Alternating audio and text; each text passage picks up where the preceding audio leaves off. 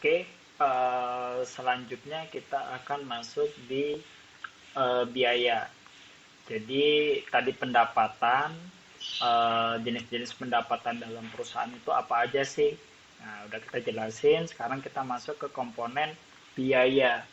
Nah, biaya ini teman-teman itu di lapangan itu masih banyak yang awam, terutama di perusahaan juga teman-teman. Maksudnya gimana? Jadi ada yang namanya pengakuan namanya biaya dan beban. Nah, apa lagi biaya dan beban ini? Bedanya apa nih teman-teman? Nah, bedanya itu kalau biaya itu biasanya diartikan sebagai sumber ekonomi yang harus dikeluarkan demi kelangsungan bisnis yang dijalankan. Sedangkan kalau beban itu sebagai penurunan nilai ekonomi yang berupa pengeluaran uang atau penyusutan nilai aktiva. Maksudnya apa? Jadi biaya itu kalau misal dia dikategorikan sebagai dalam tanda kutip memang diwajibkan harus mengeluarkan itu untuk usaha, dia masih kategori masuk ke biaya. Contohnya gini, biaya gaji, biaya listrik. Nah, kalau kita nggak bayar gaji ya kita nggak bisa kerja atau nggak bisa memproduksi suatu produk atau kita nggak bisa berjualan. Listrik kita nggak bisa kerja juga orang kantor seperti itu teman-teman. Nah, kalau beban itu lebih ke jangka panjang biasanya. Contohnya gini, aset, beban penyusutan, beban aktiva atau beban peralatan yang memang digunakannya itu buat kepentingan perusahaan. Nah, coba nih analoginya seperti itu ya. Nah, kita lihat ke yang di sini tabelnya. Nah, jadi aku coba agak present ya. Nah, jadi perbedaan mendasarnya itu teman-teman gampangnya gini. Biasanya ada 4. Yang pertama itu letaknya. Kalau biaya itu pada neraca, kalau beban itu pada laba rugi. Nah, kalau periode akuntansi itu apa, Mas? Periode akuntansi itu adalah jarak prosesnya dari akuntansi pada umuman atau 1 tahun. Periode akuntansi itu tahun akuntansinya. Tiap perusahaan itu beda-beda biasanya. Terutama kalau perusahaannya travel umroh. Maksudnya kenapa? Kalau di travel umroh itu dia nggak pada umumnya dari Januari ke Desember. Justru dia biasanya di bulan-bulan tertentu. Karena apa? Prosesnya kan sampai apa namanya nggak terlalu panjang tuh teman-teman. Karena contohnya di bulan Lebaran, setahu saya kan nggak boleh ke sana tuh. Jadi dia ada masa waktu mungkin 3 bulan doang, 3 atau 4 bulan saya lupa. Tapi maksimalnya dia beroperasi itu lebih kurang 8 bulan seperti itu. Nah, kalau jumlah uang yang dikeluarkan biasa lebih besar kalau biaya itu teman-teman. Nah, sedangkan kalau beban itu biasanya kecil-kecil. Contoh, nah ini saya kasih contoh nih. Kalau misal beli mobil nih, karena mobil itu buat operasional pengiriman barang, wajib kita punya. Karena kalau kita nggak pakai mobil ya pakai kurir kan lumayan mahal tuh ya. Bensinnya memang kita nggak nanggung, tapi kalau sehari ada transaksinya ribuan ya atau ratusan ya lumayan juga kan. Nah, lebih baik kita hitung dulu. Oh, ternyata ya udah deh, saya beli mobil nih buat pick up buat pengiriman. Jadi lebih gampang, teman-teman. Sedangkan kalau di beban itu biasanya nih prosesnya. Jadi kan mobil itu ada bahan bakarnya. Nah, sedangkan servis bulanannya. Nah, itulah yang namanya beban. Seperti itu.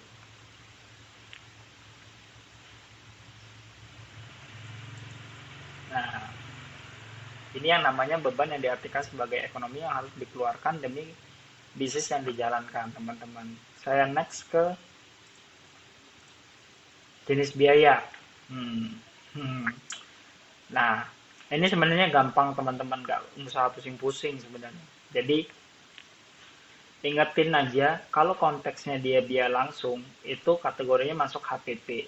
Biaya langsung itu kalau perusahaannya memang bergerak di bidang manufacturing, manufaktur. Nah, apa Mas biaya langsung itu?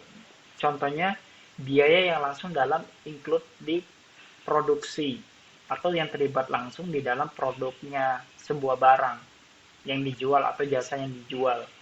yang ditawarkan.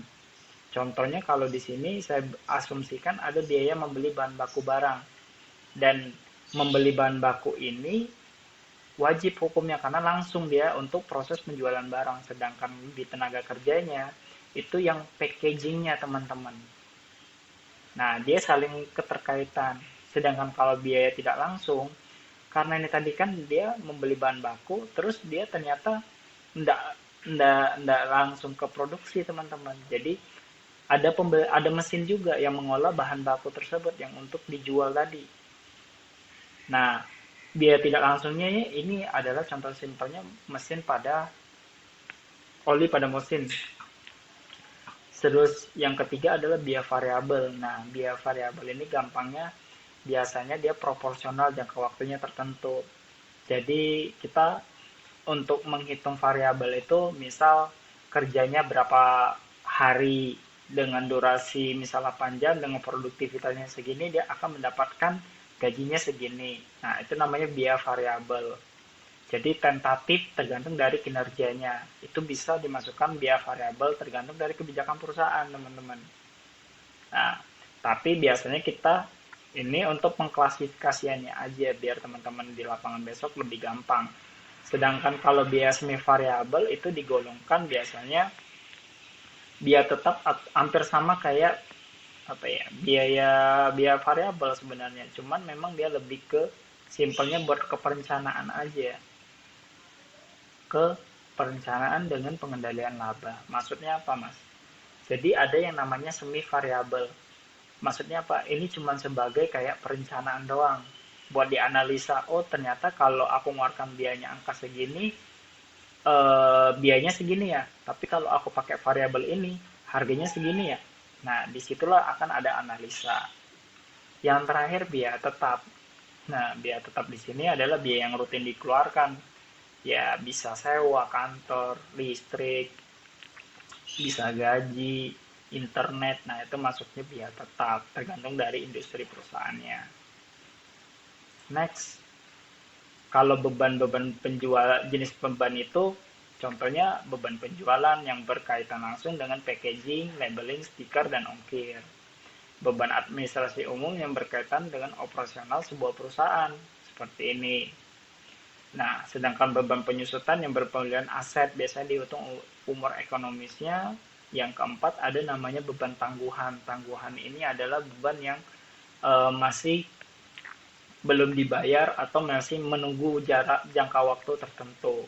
Dan terakhir itu beban-beban di luar dari penjualan dan beban administrasi.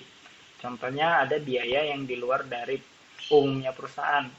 Sedekah itu bisa kalau teman-teman mau mengaku karena perusahaannya jarang bersedekah, ternyata tiba-tiba bulan ini pakai sedekah, ya bisa dimasukkan biaya lain-lain.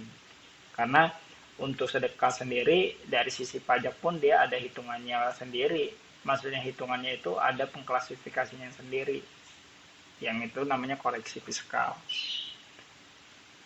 Next. Nah, pengakuan beban atau biaya itu biasanya umumnya dia adanya penurunan aktiva. Yang kedua, adanya proses produksi untuk menghasilkan barang atau jasa. Yang ketiga, adanya kewajiban perusahaan terhadap karyawan.